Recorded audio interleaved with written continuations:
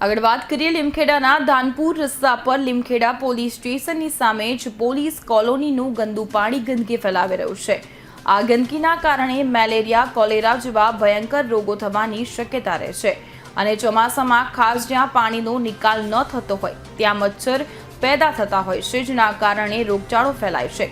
ઉલ્લેખનીય છે કે પોલીસ સ્ટેશનમાં દરરોજ અનેક લોકોની અવરજવર થતી હોય છે, તેમજ આ જ રોડ ઉપર પોલીસ સ્ટેશનથી લીમખેડા તરફ જતા તાલુકા પંચાયત ઓફિસ આવેલી છે।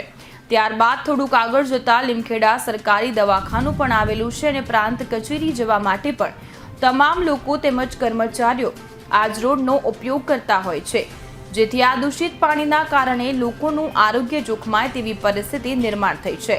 પણ કદાચ તમામ અધિકારીઓ આંખ આડા કાન કરીને આ રસ્તા ઉપરથી પસાર થતા હોય તેવો ઘાટ સર્જાયો છે।